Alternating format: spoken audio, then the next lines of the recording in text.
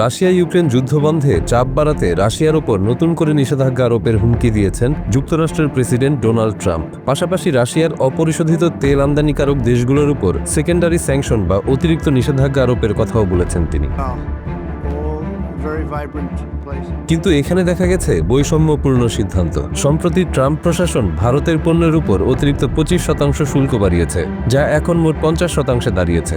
কারণ ভারত যুদ্ধকালীন সময়ে রাশিয়া থেকে তেল আমদানি অব্যাহত রেখেছে, অথচ রাশিয়ার সবচেয়ে বড় জ্বালানি ক্রেতা চীনের বিরুদ্ধে এমন কোনো পদক্ষেপ নেওয়া হয়নি। আর এতেই স্পষ্ট হয়ে উঠেছে ভারতকে চাপে রাখা হচ্ছে আর চীনকে দেওয়া হচ্ছে ছাড়, এমনটাই বলছেন বিশ্লেষকরা। বিশ্লেষকদের মতে ট্রাম্প প্রশাসন চীনের সঙ্গে কৌশলগত কারণে আপাতত কঠোর অবস্থানে যাচ্ছে না। যুক্তরাষ্ট্র বিশেষভাবে বিরল খনিজ সরবরাহ নিশ্চিত করতে চায়, যেখানে চীনের প্রায় একচেটিয়া আধিপত্য রয়েছে। সামরিক প্রযুক্তি থেকে শুরু করে ক্লিন এনার্জি, অসংখ্য শিল্পে এই 17 ধরনের বিরল খনিজ অপরিহার্য। সেই প্রেক্ষাপটে ট্রাম্প প্রশাসন শুল্কের সিদ্ধান্তে সময় ক্ষেপণ করছে।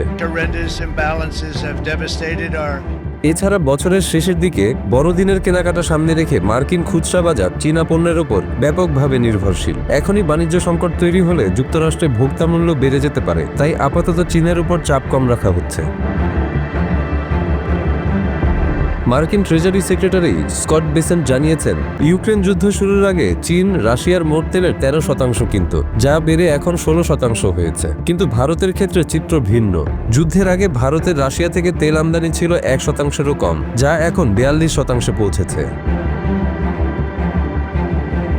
বেসেন্টের দাবি, ভারত সস্তায় রাশিয়ার তেল কিনে উচ্চ মূল্যে পুনরায় বিক্রি করছে এবং এর মাধ্যমে ভারতের কিছু ধনী পরিবার প্রায় $16 বিলিয়ন মুনাফা করেছে। এমনকি হোয়াইট হাউসের বাণিজ্য উপদেষ্টা পিটার নাভারো এবং deputy chief of staff Stephen মিলারও অভিযোগ তুলেছেন যে ভারত কার্যত রাশিয়ার যুদ্ধ প্রচেষ্টাকে অর্থায়নে সহযোগিতা করছে। মার্কিন ভাইস প্রেসিডেন্ট জেডি ভ্যান্স বলেন, চীনের বিষয়টি শুধু রাশিয়ার তেল কেনার সঙ্গে সম্পর্কিত নয়, এটি আরও জটিল। অন্যদিকে মার্কিন পররাষ্ট্রমন্ত্রী মার্কো রুবিও সতর্ক করে বলেন, চীনের বিরুদ্ধে সেকেন্ডারি স্যাংশন দেওয়া হলে বৈশ্বিক জ্বালানি বাজারে দাম হঠাৎ বেড়ে যেতে পারে।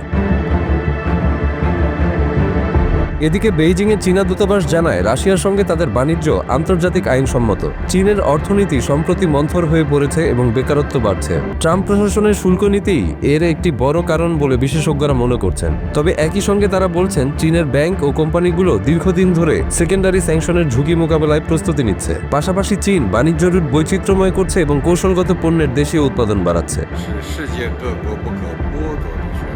অন্যদিকে যুক্তরাষ্ট্র চীনা পণ্যের উপর নতুন শুল্ক চাপালে এর প্রভাব সরাসরি পড়বে মার্কিন ভোক্তাদের উপর। মূল্যস্ফীতি আরও বাড়বে।